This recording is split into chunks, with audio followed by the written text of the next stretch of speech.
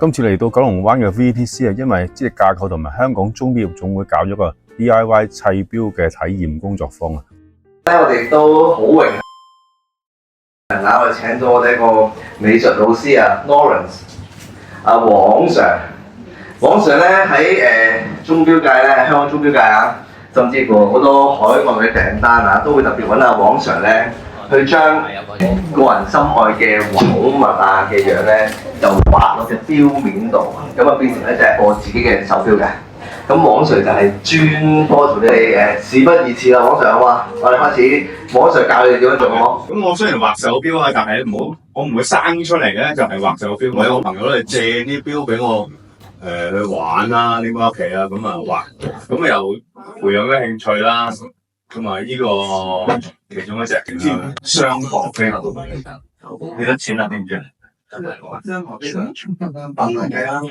個平啲嘅，幾廿萬啦。呢個係咪特別啲啊？呢個你見到個哈哈笑呢隻錶就係嗰陣宣傳咗一隻朋友出嘅錶咧，就哈哈笑，熒光嘅。咁曾經咧，我喺一間我哋有間鋪頭喺中環嘅 Lab 嗰度，專做陀飛輪嘅。咁同咩關係咧？睇住啦。咁我哋會見到一啲畫喺度佢中間咧就會放我啲畫嘅，好似一個 gallery 咁樣。咁我想俾大家知咧，就係雖然我係畫家咧，即係唔好諗住做畫家定係即係好鬼悶嗰啲一定係淨係大會堂擺畫展畫啲你唔識睇嘅嘢咁樣。咁其實你中意呢一樣嘢咧，就可以好多嘢發展嘅。咁我哋喺個錶行、錶店嗰度咧，就有啲畫展示啦咁樣。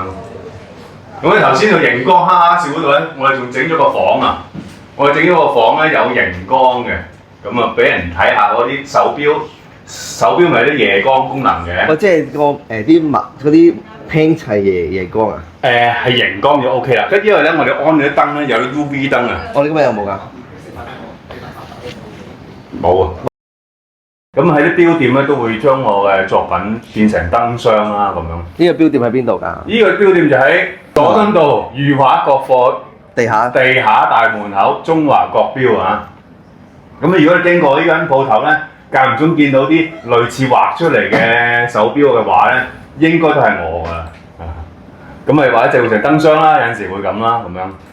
OK 做咗封面啦啲畫。OK 呢個特別啲。好啦，大家呢個咧係邊位咧？呢個就係孫炳書博士係鐘錶大王就係但係孫炳書博士咧就已經過咗身㗎啦。但係就當時我哋紀念佢咧，就揾咗 Lawrence 咧就幫手喺我哋嘅鐘錶業總會呢本雜誌咧嘅封面咧就畫咗呢個肖像，咁放落去我哋紀念佢嘅咁啦。咁如果大家有機會可以喺 Internet 你可以 search 下孫炳書博士，咁都會有好多關於佢嘅事蹟嘅係一個慈善家嚟嘅。OK，thank you。OK， 繼續啦。跟住我就示範點樣畫錶面啦，同埋講解下要留意點樣用顏色跟住就交俾班學生啦，40幾位學生咧就自由發揮。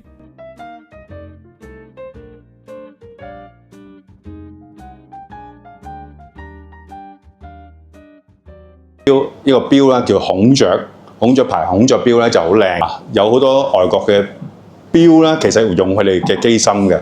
咁我呢隻嘅錶熊貓錶咧就收藏咗喺孔雀嘅展覽館。咁又有另一個例子就係一家四口可唔可以畫一家四口落去啊？你做咩一家四口咁辛苦咧？係咪塞喺個錶度係嘛？唔好啦，我話啦。咁我哋畫畫要諗入畫。入畫意思就係咧，譬如你行街見到一棵樹，個景好靚嘅，唔等於咧成個照抄咧抌喺幅畫度咧就係靚嘅。將時間交翻俾馬 Sir。呢位就係馬 Sir 啦，就由佢咧教大家點樣安裝嘅手錶。歡迎大家。咁你哋嗰隻錶加咗 DIY 元素，畫咗公仔嘅。我哋呢度有3部電視，你哋唔一定望呢邊嘅，左右都有電視，就翻你哋。小心整跌嘢。嗱，台頭嘅零件工具唔好喐佢，陣間會逐步講嘅。因為呢啲工具啊零件好細小㗎。跟住40幾個學生咧就聽完馬 Sir 講啦，咁啊就自己安裝啦。咁有李 Sir、馬 Sir 啊，仲有井 Sir 啊，仲有幾個學生助手咧，就幫佢哋咧協助佢哋點樣安裝，都幾好玩㗎喎。咁我就掹車邊又幫下少少啦。你哋睇下，完成咗40幾隻錶，幾有滿足感。每個學生都有份證書㗎。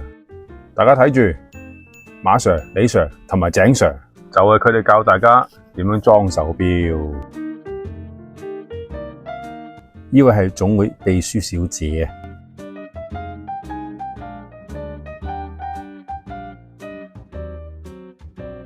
最後要多謝阿 John 哥幫我拍攝影片，同埋徐師傅影相。佢而家揸緊鏡頭100年。